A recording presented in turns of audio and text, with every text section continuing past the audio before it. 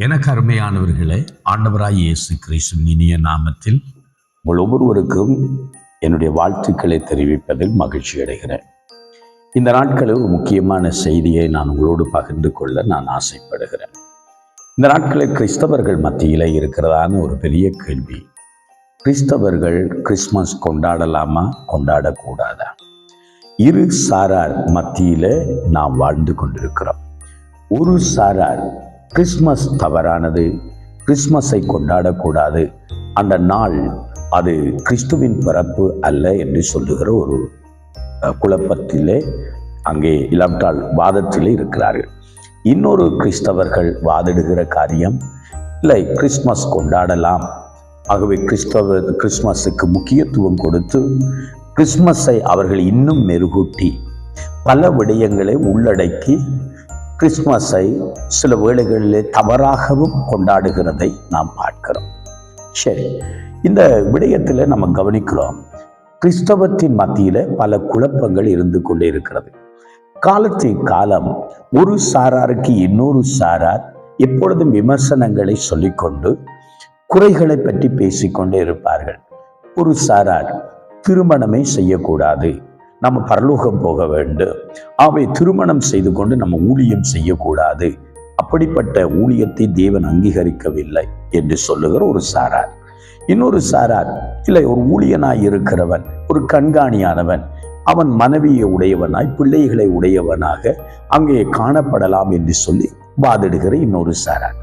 இன்னொரு சாராரில் கிறிஸ்தவர்கள் நகை அணியவே கூடாது, அது பாவம், அது உலகம், எங்களுக்கு ஆண்டவர் காது குத்தியே அனுப்பல்ல, ஆகவே நாம் அதை திருப்பி காது குத்தி நாம் நகை அணியக்கூடாது என்றது ஒரு சாரார் வார். இல்லை, தேவன் எங்களை ஆசீர்வதித்திருக்கிறார், ஆகவே நகை அல்ல, தேவன் எங்களுடைய உள்ளான வாழ்க்கையை பார்க்கிறார் என்று சொல்லி அங்கே வாதிடுகிற இன்னொரு சாரார். வெள்ளை அணிந்தால்தான் பரிசுத்தவான்கள் என்றும், கருப்பு அணிகிறவர்கள் பாவிகள் இல்லாட்டால் பிசாசு என்று சொல்லியும் அநேக வாதங்களை நம்ம பார்க்கிறோம். இப்பொழுது நான் போட்டிருக்கிற கலர் ஷர்ட்டுக்கு கலரை விரும்பாதவர்கள் விமர்சனங்களை சொல்லி கொண்டிருக்கலாம். இப்படிப்பட்ட ஒரு குழப்பமான உலகத்திலே கிறிஸ்தவர்கள் பலர் முகம் கொடுத்து கொண்டிருக்கிறார்கள். சிலர் சனிக்கிழமை தான் ஓய்வு நாள், இல்லை நாம் அங்கே ஞாயிறு தான் ஓய்வு நாள் என்று சொல்லி ஒவ்வொருவரும் வாதிட்டு கொண்டு பலவிதங்களில் தர்க்கம் பண்ணி கொண்டு போகிற இந்த காலகட்டத்தில் தான் கிறிஸ்தவர்கள் மத்தியில் இருக்கிற இன்னும் ஒரு குழப்பம், கிறிஸ்மஸ் நாம் கொண்டாடலாமா என்கிறது ஒரு பெரிய குழப்பத்தில் நாம் பார்த்து கொண்டிருக்கிறோம். கிறிஸ்தவர்கள் கிறிஸ்மஸை கொண்டாடுகிறதை விட உலகத்தார்கள் கிறிஸ்மஸை கொண்டாடுகிறது அதிகம் என்பதையும் நாம் பார்க்கிறோம். கிறிஸ்தவர்கள் மட்டும் கிறிஸ்மஸை நினைவு கூறவில்லை, கிறிஸ்தவர்கள் அல்லாத அநேக மக்களும் கிறிஸ்மஸை கொண்டாடுகிறார்கள். ஆலயங்களில் மட்டும் கிறிஸ்மஸ் கொண்டாடப்படவில்லை, பல அரச சார்பற்ற நிறுவனங்கள், இன்னும் பல பாடசாலைகள், பலவிதமான தெருக்கள், வீடுகள், பல இடங்களிலே என் கடைக்காரர்கள் கூட சில வேளையில் ஒவ்வொரு கடைகளிலும் கிறிஸ்மஸ் ட்ரீயை வைத்து ஒரு சண்டாவை வைத்து கிறிஸ்மஸ் லைட்டுகளை போட்டு கிறிஸ்மஸை நினைவு கூறுகிற பகுதிகளை நம்ம பார்க்கிறோம். உலகத்தார்கள் கூட கிறிஸ்மஸை நினைவு கூறுகிற போது, கிறிஸ்துவின் பிறப்பை கொண்டாடுகிற போது, இன்னைக்கு கிறிஸ்தவர்கள் மத்தியில கிறிஸ்மஸ் கொண்டாடுவது என்கிற ஒரு பெரிய தர்க்கத்தை இந்த நாட்களில் நம்ம பார்த்து கொண்டிருக்கிறோம். கிறிஸ்மஸ் கொண்டாடக்கூடாது என்கிறதற்கு அவர்கள் பலர் கொடுக்கிற விளக்கம் என்ன, கிறிஸ்தவர் கிறிஸ்மஸ் கொண்டாடலாம் என்கிறதுக்கும் பலர் கொடுக்கிற விளக்கம் என்ன என்பதை சற்று இந்த விடயத்திலே நம்ம ஆராய்ந்து பார்க்க போகிறோம். கிறிஸ்மஸ் கொண்டாடக்கூடாது என்கிற சாராருடைய தர்க்கத்தில் இல்லாட்டி வாதத்தில் அவர்கள் சொல்லுகிற முதலாவது காரியம், கிறிஸ்துவின் பிறப்பை கொண்டாட வேதாகமம் நமக்கு சொல்லவில்லை. யெகோவாவின் சாட்சிக்காரர்கள் கேட்கிற ஒரு கேள்வி, இயேசுவின் மரணத்தை நினைவு கூற சொன்னாரே தவிர இயேசுவின் உயிர்த்தெழுதலை நினைவு கூற சொல்லவில்லை. இன்னொரு பகுதியிலே இயேசுவின் பிறப்பை நினைவு கூற சொல்லவில்லை என்றது. இங்கிருந்து தான் பல விதத்திலே தீர்கை அடைந்து பல ஊழியர்கள் மத்தியிலும் இந்த கேள்விகள் எழுந்து கொண்டிருக்கிறதை நம்ம பார்க்கிறோம். அமெரிக்காவிலிருந்து தான் அநேக ஆவிக்குரிய நல்ல சபைகளும் வந்தது. அமெரிக்காவிலிருந்து தான் யெகோவாவின் சாட்சி, ஒன்லி ஜீசஸ், இந்த மாதிரி சபைகளும் அங்கிருந்து தான் வந்ததையும் நாம் அறிகிறோம். அவை அன்றையிலிருந்து இன்றைக்கு மட்டும் பல காரியங்கள், தர்க்கங்கள் உண்டாகி கொண்டிருக்கிறது. கிறிஸ்தவத்தில் 2 விதமான கிறிஸ்தவர்களை பார்க்கிறோம். ஆவிக்குரிய கிறிஸ்தவர்களாகவும் நாம பார்க்கிறோம், பக்தி மார்க்கத்து கிறிஸ்தவர்களையும் நம்ம பார்க்கிறோம். ஆரம்ப யூதர்கள் மத்தியில இருந்த இந்த பரிசேயர், சதுசேயர், நியாய சாஸ்திரிகள், எசேஞ்சியர்கள், இந்த மாதிரி பகுதியினர்கள் எல்லாரும் பக்தி மார்க்கத்தை உடையவர்களாக இருந்தார்கள். அதுக்கு பல காரணங்களும் இருந்தது. ஏன் அப்படி பக்தி மார்க்கம் இருந்தது? அந்த நாட்களில் யூதர்கள், பழமைவாத யூதர்கள் கொலை செய்யப்பட்ட காலங்கள், யூத மார்க்கத்தை அழிக்க வேண்டும் என்று நினைத்த காரியம், எருசலேம் சிறைப்பிடிக்கப்பட்டு போன காலம், எருசலேம் ஆலயத்திலே யூபித்தரை கொண்டு வந்து நிறுத்தி அந்நிய தெய்வங்களுக்கு பலியிட்ட காலங்கள், அந்த காலத்தில் யூதர்கள் யூத விசுவாசத்தை மறுதலிக்க சொல்லி கொலை செய்யப்படுகிற காலத்தில் அவர்கள் பக்தி உள்ள மார்க்கத்தார்களாக அவர்கள் வனாந்திரங்கள், காடுகள், குகைகளிலே நின்று கடவுளை சேவித்த ஒரு கூட்ட மக்கள். யூதர்களில் பலர் வலுவிழந்து போன போதிலும் சிலர் வைராக்கியமா நின்ற பக்தி உள்ள மார்க்கத்தார். கிறிஸ்தவர்களிலும் அப்படி பலர் இன்றைக்கும் இருக்கத்தான் செய்கிறார்கள். அது தவறு என்று நம்ம சொல்ல முடியாது. ஆகவே வேதாகமத்தில் சொல்லப்படாத ஒன்றை ஏன் கிறிஸ்துமஸ் கொண்டாடப்படுகிறது என்று சில கேள்விகள் கேட்கப்படுகிறது. நான் இந்த இடத்துல ஒரு விஷயத்தை விளங்கப்படுத்த விரும்புகிறேன். வேதாகமத்திலே சொல்லப்படாத விடயம் வேதாகமத்திலே இருக்கிறது என்பதையும் முதலாவது நம்ம புரிந்து கொள்ள வேண்டும். மோசையின் காலத்திலே தான் பிரமாணம் கொடுக்கப்பட்டது, பண்டிகைகள் கொடுக்கப்பட்டது. 7 பண்டிகைகளை பற்றி தான் பிரமாணத்திலே மோசையின் மூலமாக அங்கே கூறப்பட்டது. அதை குறித்து 7 பண்டிகைகளையும் நான் ஒவ்வொன்றாக பேசிக்கொண்டு போனால் என்னுடைய நேரங்கள் போய்கொண்டிருக்கும். அது உங்களுக்கு தெரியும். 7 பண்டிகைகள் கொடுக்கப்பட்டது. ஆனால் அந்த 7 பண்டிகைக்கு மாறாக 2 பண்டிகைகளை நாம் வேதாகமத்தில் இன்னும் அதிகமாய் பார்க்கிறோம். இந்த பண்டிகை தேவனால் கொடுக்கப்பட்டதாகவோ தீர்க்கதரிசிகள் மூலமாகவோ கொடுக்கப்பட்டதாகவோ நாம் பார்க்கவில்லை. மாறாக யூத பாரம்பரியத்தினாலும் யூத ஆசாரியர்கள் இல்லை யூத பழமைவாதிகளினால் அங்கீகரிக்கப்பட்டதாக காணப்பட்டதை பார்க்கிறோம். அதுல முதலாவதாக எஸ்தரின் புஸ்தகத்தில் நம்ம பார்த்தோம்னா பூரீம் பண்டிகை வருகிறது. இது யூதர்களின் தலைமுறையும் எல்லா தேசங்களிலும், ஊர்களிலும், வீடுகளிலும் கொண்டாடப்பட வேண்டும். ஏன் அந்த சம்பவம் வந்தது? அது உங்களுக்கு தெரிந்த சம்பவம். யூதர்களை சத்துரு அழிக்க நினைத்தார். அந்த நாட்கள் மாறினது. அந்த நாள் மாறினதினாலே யூதர்களுக்குள்ள மகிழ்ச்சி, கலிகூறுதல் வந்தது. தேவன் தங்களை விடுதலை ஆக்கினதை அவங்க நினைச்சு பார்த்து அந்த நாளை அங்கே பண்டிகையாக கொண்டாடினார்கள் என்று சொல்லி எஸ்தரின் புத்தகம் 9வது அதிகாரம் 17வது வசனம் 19, 28வது வசனத்துல அது மாறாத பிரமாணமாக மாறினது. யூதர்கள் எல்லா 7 பண்டிகைகளை கொண்டாடுகிறதை போல அவர்கள் அந்த பண்டிகையை கொண்டாடினார்கள். இது மோசையினால் கொடுக்கப்படாத ஒரு பண்டிகை. வேதாகமத்தில் அவர்களுடைய நாட்களில் இந்த பண்டிகையை சேர்த்துக் கொண்டார்கள் என்று பார்க்கிறோம். அதை போலவே யோவான் 10ஆம் அதிகாரம் 22வது வசனத்தில் பார்த்தோம்னா இயேசுவானவர் தேவாலய பிரதிஷ்ட பண்டிகைக்கு போயிருந்தார் என்று பார்க்கிறோம். இந்த தேவாலய பிரதிஷ்ட பண்டிகை இந்த 7 பண்டிகைக்கு உட்படப்படவில்லை. மாறாக இந்த பிரதிஷ்ட பண்டிகை எப்படி வந்தது? சில யூத பாரம்பரிய பின்னணியில நம்ம பார்க்கிற காரியம். இது எஸ்ரா நாட்கள், நெகோமியாவின் நாட்களில மறுபடியும் தேவாலயம் கட்டப்பட்டு அந்த நாள் அவர்களுக்கு பிரதிஷ்டை புதிதாக்கப்பட்ட போது, அந்த ஆலயம் புதுப்பிக்கப்பட்ட போது அந்த ஆலயத்தின் பிரதிஷ்டையை ஒரு பண்டிகையாக வருஷம் தோறும் காலமாக அவர்கள் அனுசரித்து வந்ததை இந்த பண்டிகையாக நாம் யூத பாரம்பரிய பின்னணியில பார்க்கிறோம். இன்னொரு பாரம்பரிய பின்னணி சொல்லுகிறது, அந்த பண்டிகை, அந்த தேவாலயம் உடைக்கப்பட்ட போது ஈரோது நாட்களில் மறுபடியும் புனரமைக்கப்பட்ட காலத்தில் ஈரோதுக்கு பின்னாக இந்த பண்டிகை கொண்டாடப்பட்டதாகவும் பல பாரம்பரியங்களை, பின்னணிகளை நம்ம பார்க்கிறோம். அவை வேதாகமத்தில் கூறப்படாத பண்டிகை வேதாகமத்தில் கொண்டாடப்பட்டதை நம்ம முதலாவது அறிந்து கொள்ள வேண்டிய ஒரு பகுதியாக நாம பார்க்கிறோம். இப்பொழுதுமே இந்த வேதாகமத்தை நாங்கள் பாரம்பரியத்தினாலும் இல்லாவிட்டால் யூத பழமைவாதிகளினாலும் யூத தலைவர்களினாலும் அங்கீகரிக்கப்பட்ட பல விடயங்களைத்தான் நாம் இந்த வேதாகமத்தில் மூடாக அந்த அங்கீகாரத்தை பெற்று இந்த வேதாகமத்தை நம்முடைய கைகளில் வைத்திருக்கிறோம். இந்த தேவாலய பிரதிஷ்ட பண்டிகைக்கும் இந்த டிசம்பர் மாதத்துக்கும் இடையில ஒரு காலம் இருக்கிறது. ஆதார் மாதம் என்று சொல்லுகிறது எஸ்டர் காலம். யூதர்களுடைய 12 மாதங்களும் யூத கலண்டர்கள் யூத வார்த்தையில சொல்லப்பட்டது. ஆகவே இந்த டிசம்பர் மாதம் என்று சொல்லுகிற இந்த காலமானது கிஸ்லேயு மாதம். யூத பாரம்பரியத்தில் கிஸ்லேயு என்கிற மாதமானது அவருடைய வாழ்க்கையை அது அந்த காலம்தான் டிசம்பர் மாதம். இப்பொழுது இருக்கிற டிசம்பர் மாதம் ஒரு வேளையில அன்றைக்கு அந்த பண்டிகை விளக்கேற்று பண்டிகை இன்றைக்கு கிறிஸ்துமஸாக திரிகை அடைந்திருக்கலாம் என்கிற நம்பிக்கையை பல கிறிஸ்தவர்கள் மத்தியிலும் பல கிறிஸ்தவ தலைமுறைகளிலும் காணப்பட்டதாக ஒரு பகுதிகளை பார்க்கிறோம். எப்பொழுதும் நாம் அந்த நாட்களில் இயேசு பிறந்த நாட்கள் நாம் இருந்ததில்லை. இல்லாட்டா யூத கலண்டர்கள் இல்லாட்டா இந்த சரித்திர கலண்டர்கள் உருவாக்கப்படுகிற காலத்தில் இருந்ததில்லை. கிட்டத்தட்ட அன்னளவாக இப்படிப்பட்ட ஒரு கால இடைவெளிகள் அப்படி என்றதைத்தான் நாம் துல்லியமாக இந்த நாள் இப்படித்தான் இந்த மாதம் என்று நாம் யோசிக்கிறது இல்லை.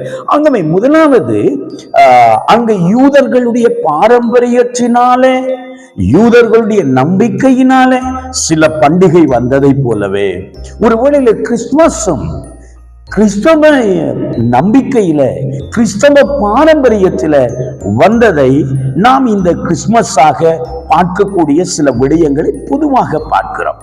நாம் யூதர்களுடைய பாரம்பரியத்தையும் நம்பிக்கையையும் அபத்தமாக்குவோம் என்று சொன்னால் கிறிஸ்தவர்களின் நம்பிக்கையை நாம் அபத்தமாக்குறோம். இல்லைன்னா கிறிஸ்தவ நம்பிக்கையை நாம் அபத்தமாக்குறோம். அதை ஏற்றுக்கொள்ளவில்லை என்றால் யூதனுடைய பாரம்பரிய நம்பிக்கைகளையும் நாம் ஏற்றுக்கொள்ளக்கூடாது என்றால் வேதாகமத்தையும் ஏற்றுக்கொள்ள முடியாமல் போய்விடுகிறது. அவை முதலாவது கிறிஸ்துவின் பிறப்பை பற்றி வேதாகமம் சொல்லப்படாத விடயத்தை நாம் செய்யக்கூடாது என்று சொன்னால் தேவன் நியாயப்பிரமாணத்திலே சொல்லப்படாத விடயத்தை யூதர்களும் செய்திருக்க கூடாது. அவர்களுக்கு வேத எழுத்து நன்றாய் தெரியும். ஒரு உறுப்பை எழுத்தும் மாற்றக்கூடாது என்று அவர்களுக்கு நம்மை விட நன்றாக தெரியும். ஆகவே நியாயப்பிரமாணத்தில் கற்று தேர்ந்த வேத பாரகர்கள் அங்கு இருந்தார்கள். அவர்கள் எப்படி இந்த பண்டிகைகளை அங்கீகரித்தார்கள்? அவர்களுடைய வாழ்க்கையின் நம்பிக்கையாக தேவன் செய்த நன்மைகளை நன்றியாக இந்த பண்டிகைகளை அவர்கள் கொண்டாடுகிறதை நாம் வேதாகமத்திலிருந்து பார்க்கிறோம். இரண்டாவது விடயமாக இந்த இயேசுவின் பிறப்பானது டிசம்பர் மாதத்தில் பிறக்கவில்லை என்பது பலருடைய கருத்துக்கள். என்றால் இஸ்ரவேல் நாடானது இன்றைக்கு இருக்கிறதை போல இலங்கை நாட்டின் அந்த சீதோச நிலைகள் அங்கு இல்லை. சிலர் சொல்லுகிறார்கள் இயேசுவின் பிறப்பானது ஏப்ரல் மாதத்திலே தான் நடந்திருக்க வேண்டும் என்று சிலருடைய நம்பிக்கையான பாரம்பரியங்களான காரியங்களை நம்ம பார்க்கிறோம். ஆகவே இயேசுவின் பிறப்பானது ஏப்ரல் மாதத்தில் தான் அங்கே பிறந்தது நடைபெற்றது என்கிறதுக்கும் சரியான ஆதாரங்கள் இல்லை. ஏனென்னா சீதோச காலநிலைகளை வைத்து பனிக்காலம், மழைக்காலம், குளிர்காலம், கோடை காலம் இப்படிப்பட்ட காலநிலைகளை மையமாக வைத்துக் கொண்டுதான் மேய்ப்பர்கள் வயல்வெளிகளிலும் மந்தைகளை மேய்த்துக் கொண்டிருக்கிறார்கள். டிசம்பர் மாதம் அங்கே அவர்களுடைய காலங்களிலே கடும் பனி காலம். இப்ப எங்க நாட்டில மழை காலம். ஆகவே அந்த பனியிலே ஆடுகளை கொண்டு வந்து மேய்ப்பர்கள் வெளியில விட முடியாது. அவர்கள் எல்லாரும் பாதுகாப்பான நிலையில் இருக்க வேண்டும் என்று சொன்ன சில ஊகங்கள். மந்தைகளை வயல்வெளியில காத்து கொண்டிருக்கிறார்கள் என்றதுனால வயல்வெளியில அவங்க தங்க மாட்டாங்க என்கிறது தான் இந்த பாரம்பரியமான ஊகங்களின் மூலமாக ஏற்படுகிற ஒரு விடயமாகவே நம்ம பார்க்கிறோம். இப்ப நம்ம யாரோ ஒருவருடைய ஊகங்கள் இல்லாவிட்டால் பாரம்பரிய வாய்மொழி காரியங்கள் ஆராய்ச்சிகள் மூலமே இதை சொல்லுகிறோமே தவிர நமக்கு சரியான ஆதாரம் எதிலையுமே இல்லை. இப்ப இயேசுவின் பிறப்பானது அப்படி என்றால் 25ஆம் தேதி டிசம்பர் வந்தது, இது எப்படி என்று சொல்லுகிற அவங்க சொல்றாங்க. சிலருடைய வாதங்கள் இது பிசாசு கொண்டு வந்த கலை, சாத்தானானவன் சபைக்குள்ளே தவறான போதனைகளை கொண்டு வந்து விட்டான். அதுக்கு அவர்கள் சொல்லுகிற கருத்து, டிசம்பர் 25 நிம்ரோத் என்ற ஒரு மனிதன் பழைய பாட்டில் வாழ்ந்தான், அவனுடைய பர்த்டே. அதனாலதான் அந்த பர்த்டே தான் டிசம்பர் 25 என்று சிலர் சொல்லுகிறார்கள். நிம்ரோத்தின் காலத்தில் பர்த் சர்டிபிகேட் யாரும் வைக்கவும் இல்லை, பதிவு வைக்கல, பர்த் சர்டிபிகேட் கொடுக்கப்படல. அதுக்கும் ஒரு நம்பிக்கையான பாரம்பரிய ஆய்வில் கிட்டத்தட்ட ஏற்படுகிற ஒரு விடயம் தான். ஓகே, இரண்டாவது சிலர் சொல்றாங்க இது பாபிலோனிய தெய்வ வழிபாடு, அவர்களுடைய சூரிய நமஸ்காரத்தினம். அந்த சூரிய நமஸ்காரத்தை தான் அங்கே 25 டிசம்பர் என்று சொல்லுகிறார்கள். இன்னொரு விதத்தில் சொல்ல போனால் இந்து மார்க்கத்தில் சூரிய வழிபாடை ஜனவரி 14 தான் அவர்கள் வைக்கிறார்கள். ஓகே, நம்ம இன்னொரு பகுதியில் பார்த்தோம்னா இந்த இந்து வழிபாடு அவர்கள் சொல்லுவார்கள் கல் தோன்றா மண் தோன்றா காலத்தில் உருவானதுதான் எங்களுடைய மதம். அப்படி என்று சொன்னால் அந்த மாதத்திலே அவர்கள் கொண்டாடுகிறதுல ஏன் அப்படி திரிகை அடைந்ததாக ஒருவேளை நம்ம பார்க்கிறோம். சில கிறிஸ்தவர்கள் சொல்வார்கள் தை திருநாள், அது தமிழர்களின் திருநாள் என்று கூட சொல்லுகிறதை நாம் பார்க்கிறோம். ஏன் பல கிறிஸ்தவர்கள் கூட இன்றைக்கு பல ஆலயங்களிலே பெரிய போதகர்கள் தை திருநாளிலே பொங்கல் செய்கிறதையும் நாம பார்க்கிறோம். ஆகவே டிசம்பர் 25 சூரிய கடவுளின் நாளாக அவர்கள் குறிப்பிடுகிறார்கள். இதற்கும் எந்த ஆதாரத்தையும் துல்லியமாக நிரூபிக்க முடியாது. மூன்றாவது விடயம், ஏரோதனுடைய பிறந்த நாளை அங்கே ஏதோ ஒரு விதத்திலே திரிகை அடைந்து டிசம்பர் 25 மாற்றினார்கள் என்ற ஒரு பாரம்பரியத்தின் அடிப்படையில் பேசுகிறார்கள். ஆனால் யூதர்களினுடைய பாரம்பரியத்திலும் ஒரு நம்பிக்கை இருக்கிறது. ஒன்று டிசம்பர் மாதம்தான் இந்த தேவாலய பிரதிஷ்டை பண்டிகை என்பது ஒரு நம்பிக்கை. இன்னொரு நம்பிக்கை இருக்கிறது, கிறிஸ்துவின் பிறப்புக்கு 500 ஆண்டுகளுக்கு முன்னாக ஒரு கால இடைவெளி இருந்தது. அந்த யூத பாரம்பரிய சரித்திரங்கள் மூலமாக நாம் பார்க்கும்போது யூதர்கள் பல தேசத்தினால் சிதறடிக்கப்பட்டு, ஒரு முறை பாபிலோனியர்களினால் அசிரியர்களினால் எப்படி சிறைப்பிடிக்கப்பட்டு கொண்டு போகப்பட்டார்களோ அதை போல யூதர்கள் பல தடவை ஹிட்லரின் காலத்தில் இருந்து நாம பார்க்கலாம். இந்த கிறிஸ்துவ பிறப்புறதுக்கு 500 ஆண்டுகளுக்கு முன்பாய் ஒரு இருண்ட காலத்துக்குள்ளே கிறிஸ்தவர்கள் யூதர்கள் வாழ்ந்து கொண்டிருந்த காலம். இந்த யூதர்கள் இருண்ட காலத்தில் வாழ்கிற காலத்தில் யூதர்கள் பாரசீகர்களினாலே அடிமைப்படுத்தப்பட்டு சிறைப்பிடிக்கப்பட்டு, பாரசீகர்கள் அந்த காலத்தில் யூபித்தரின் அங்கே சிலையை கொண்டு வந்து வைத்து தேவாலயத்திலே பண்டி இறைச்சிகளை பலியிட்டு யூத பாரம்பரியத்தை அழித்துக் கொண்டிருந்த காலம். அந்த காலத்திலே தான் பல பழமைவாத யூதர்கள் கொலை செய்யப்பட்டார்கள். ஓய்வு நாட்களில் அவர்கள் யுத்தம் பண்ணுவதில்லை. அந்த நாட்களிலே யுத்தம் பண்ணி யூதர்களை லட்சக்கணக்காக அழித்த சரித்திரங்களை நாம் சரித்திரங்கள் மூலமாக, கிறிஸ்தவ சரித்திரங்கள் மூலமாக நாம் பார்க்கிறோம். இப்படிப்பட்ட காலத்தில் தான் யூத பழமைவாதிகள் காடுகள், வனாந்திரங்கள், குகைகளில் ஓடி ஒளித்துக் கொண்டிருந்த காலங்களிலே மக்காபியர் என்று சொல்லுகிற ஒருவன், அவனுடைய பிள்ளைகளில் இருந்த சுத்தியல் என்கிற ஒருவன், அவன் எழுந்து அவன் யூத மக்களுக்காக ஒரு வீரனாக முன்னே போய் பாரசீகர்களை தோற்கடித்து தேவாலயத்தில் இருந்த யூபித்தர் சிலையை உடைத்து அங்கு தேவாலயத்தின் பலிப்பிடத்தை சுத்திகரித்து தேவ ஜனங்கள் மறுபடியும் தலை நிமிர்ந்து நிற்கக்கூடிய ஒரு ஜெயத்தை கொண்டு வந்த நாள் அது டிசம்பர் 25 யூதர்கள் நம்பிக்கை இருந்தது. யூதர்கள் டிசம்பர் 25 ஒவ்வொரு நாளும், ஒவ்வொரு டிசம்பர் 25 தங்கள் வீடுகளிலே விளக்கேற்று பண்டிகைகளை கொண்டாடினார்கள். ஏனென்றால் இருண்டு போயிருந்த எங்கள் வாழ்க்கையில, அடிமைத்தனத்தில் இருந்த எங்கள் வாழ்க்கையில ஒரு நாள் எங்களுக்கு விடுதலை கிடைத்தது. இது எஸ்தரின் புத்தகத்தில் நடந்ததை போல ஒரு பண்டிகை, பூரி பண்டிகையை போல ஒரு விளக்கேற்று பண்டிகையை அங்கே யூத பாரம்பரியத்தில் கொண்டு வந்ததாக நாம் சரித்திர ரீதியாக நாம் பார்க்கக்கூடியதாய் இருக்கிறது. இப்படிப்பட்ட கால எல்லைகளின் அடிப்படையிலே தான் இந்த கிறிஸ்துமஸ் ஏதோ ஒரு விதத்திலே திரிகை அடைந்தது. கிறிஸ்தவர்களாய் இருக்கிற நாம் ஒன்றை புரிந்து கொள்ள வேண்டும். நாம் யூதர்கள் அல்ல. நாம் யூதர்கள் அல்ல. ரெண்டு குழுக்கள் அந்த நாட்கள். இந்த யூதர்கள் புறஜாதியார்கள். அந்த யூதர்களுக்குள்ள ரெண்டு பிரிவு இருந்தது. ஒன்று யூதர்கள், யூத கிறிஸ்தவர்கள். யூதர்கள் யூத கிறிஸ்தவர்களை அங்கீகரிக்கவில்லை. யூதர்கள் இயேசுவையே கிறிஸ்துவாக கடவுளாக அங்கீகரிக்கிறதுனால் கொலை செய்தார்கள். யூதர்கள் யூத கிறிஸ்தவர்களை அங்கீகரிக்காதனால்தான் பவுலை போன்றவர்களை அங்கு கல்லறிந்து கொள்ள, சிறை பிடிக்க, இல்லாவிட்டால் கொலை செய்வதற்கு வகை தேடினார்கள். இது யூத கிறிஸ்தவர்கள். யூதர்கள் யூத கிறிஸ்தவர்களை ஏற்றுக்கொள்ளவில்லை.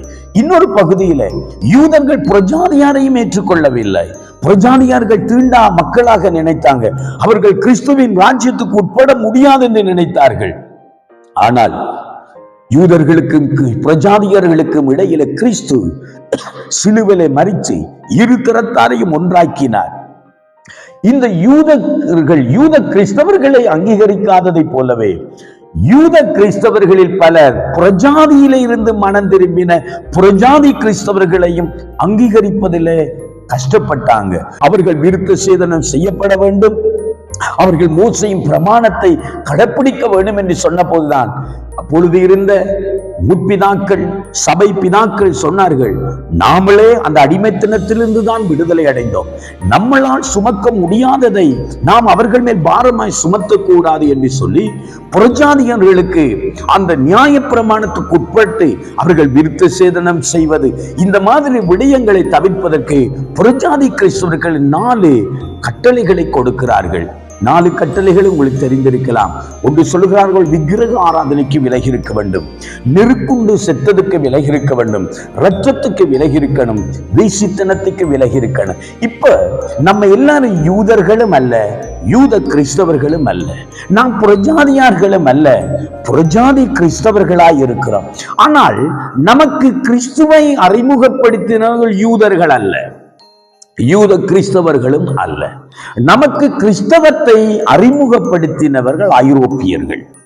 ஒரு விதத்திலே நம்ம சொல்ல போனால் நாம் ஐரோப்பிய கிறிஸ்தவத்தின் அடிப்படையில் பின்பற்ற தொடங்கினவர்கள்.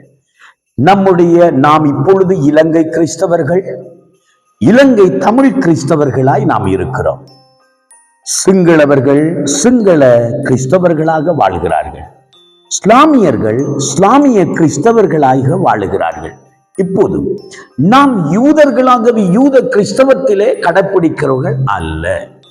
அப்படி என்றால் யூதர்களாய் இன்றைக்கு நாம் இருந்தால்தான் நமக்கு சனிக்கிழமை ஓய்வு நாளாக இருக்க வேண்டும்.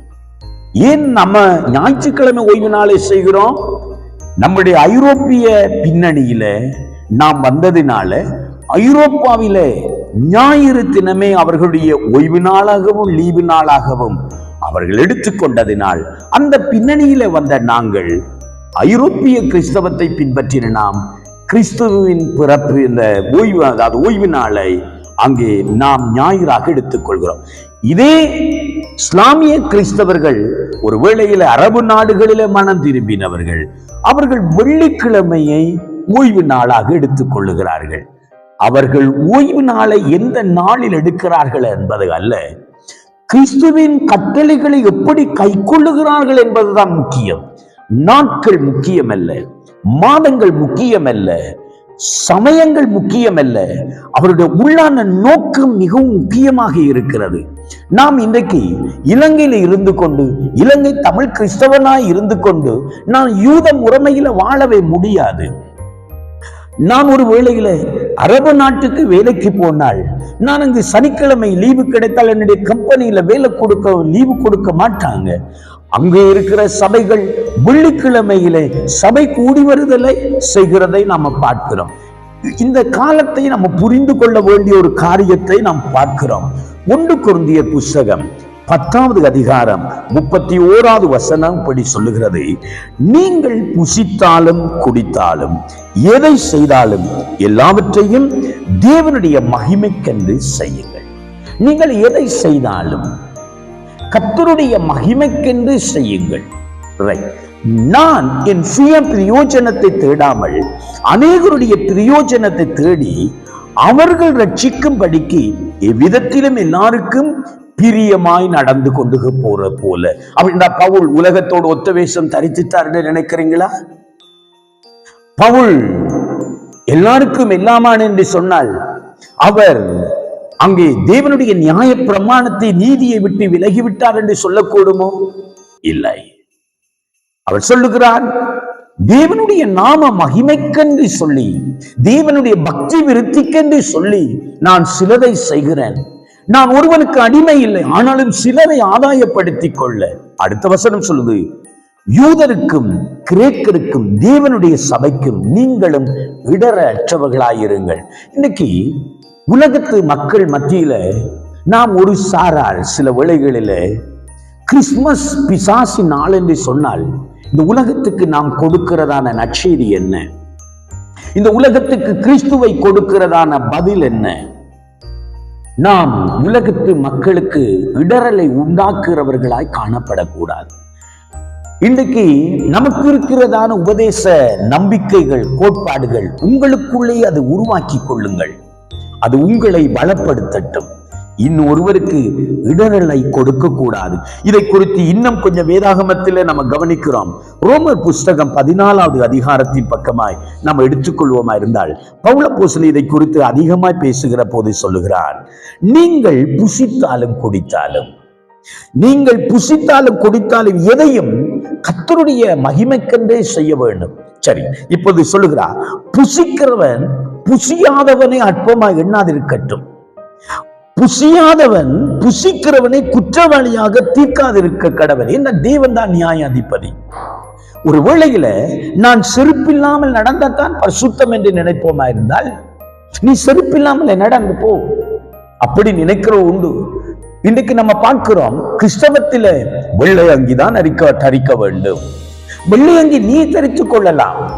அதனால மற்றவன் அங்கியை தரிக்காததினால அவன் பாவியாக கருதுவது தவறு. நாம் நகை அணிகள் அணியாமல் வெறுக்கலாம். அதுக்காக மற்றவன் அணிகிறதை தவறென்று சொல்வது சரி. நகை அணிகிறவர்கள் எல்லாரும் நான் நகை அணிகிறோம், ஆனால் அவர்கள் அணியாதவர்கள் தவறான போதனைக்குள்ளே கொண்டு அவருடைய பக்தி மார்க்கத்தார்கள். கிறிஸ்தவத்தில் மட்டும் பக்தி மார்க்கத்தார் இல்லை, இந்துக்களில் இருக்கிறாங்க, பௌத்தத்தில் இருக்கிறாங்க, இஸ்லாத்தில் இருக்கிறாங்க, எல்லா மார்க்கத்திலும் பக்தி மார்க்கத்தார் இருக்கிறாங்க. துறவரத்தில் உள்ளவர்கள், அந்நியர்களில் இந்துக்களில் இருக்கிற, பௌத்தத்தில் திருமணமாகாதவர்கள் இருக்கிறார்கள். காவி அணிந்தவர்கள் அந்நிய புறஜாதி மார்க்கத்தில் இருக்கிறார்கள். செருப்பில்லாதவர்கள், ஒரு நேரம் உணவோடு வாழ்வர். ஒருவேளை சொல்லப்போன கிறிஸ்தவத்தை விட மேலான பக்தி உள்ளவர்கள் அந்நிய மார்க்கத்தில் இருக்கிறார்கள். நம்ம நெருப்புல நடக்கிறது இல்லையே, நம்ம முள்ளுல படுக்கிறது இல்லையே. அந்நிய மார்க்கத்தார்கள் அப்படி செய்கிறார். ஏன்? எப்படியாவது தங்களை வெறுத்து ஒடுக்கி ஒருத்து இறைவனை பார்க்க வேண்டும் என்றதுதான் அந்த பக்தி மார்க்கம். இந்த உலக ஆசாபாசங்கள் வேண்டாம் என்று சொல்லுகிற ஒரு பக்கம், இன்னொரு பக்கத்தில் உலகத்தில் இருந்து கொண்டே உலகத்தை கிறிஸ்துவுக்காக ஆதாயப்படுத்த வேண்டும் என்பது இன்னொரு சாராருடைய நம்பிக்கை. நம்ம கவனிக்கிறோம். இங்கே இந்த வேதவசனம் சொல்லுகிறது, நாட்களை விசேஷித்துக் கொள்ளுகிறவன் கர்த்தருக்கென்று விசேஷித்துக் கொள்கிறான். ஒருவேளையில் இந்த டிசம்பர் 25 இது ஒரு முக்கியமான நாளாக, கிறிஸ்துவின் பிறப்பின் நாளாக நினைத்துக் கொண்டு அவர்கள் நாட்களை விசேஷித்துக் கொள்ளுகிறார்களா? அவர்கள் கர்த்தருக்கென்று விசேஷித்துக் கொள்ளட்டும். நாட்களை விசேஷித்தவனாய் நம்ம நினைக்கலையா? அது கர்த்தருக்கென்றே நாம் அதை நினைச்சுக் கொள்வோம். கடவுளை ஆசீர்வதிக்கிறான், நான் ஆசீர்வாதமாய் இருக்க வேண்டும் என்பது கர்த்தருடைய நாம மகிமைக்காகட்டும். உங்கள் ஆசீர்வாதம் கர்த்தருடைய நாமத்தை மகிமைப்படுத்தட்டும். ஒன்றுமே வேண்டாம். நான் என்னை நானே வெறுத்து நான் அங்கே என் வாழ்க்கையை அர்ப்பணிக்கிறேன் என்று சொல்லுகிறவனும் கர்த்தரின் நாம மகிமைக்கென்றே வாழ வேண்டும். நம்ம கவனிக்க வேண்டிய ஒரு காரியம் இருக்கிறது.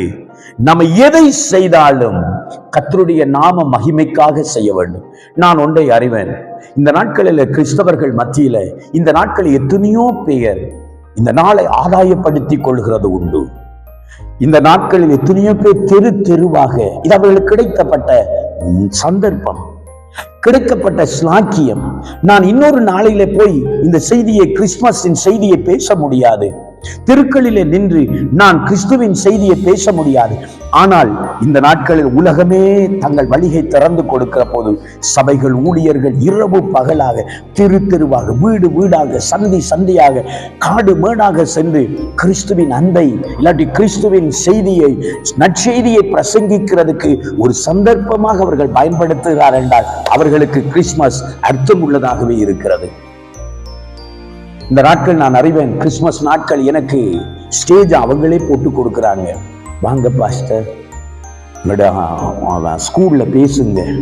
ஓகே, எனக்கு மேடையை போட்டு கொடுத்து அவங்களே அங்க வந்து நமக்கு பிரசங்கத்தை ஆயத்தப்படுத்தி கொடுக்குறாங்க. ஹாஸ்பிட்டல் அழைக்கிறாங்க, கல்லூரிகள் அழைக்கிறாங்க, பொது இடங்கள் அழைக்கிறாங்க. நாமே சென்று பிரசங்கத்தை செய்கிறோம்.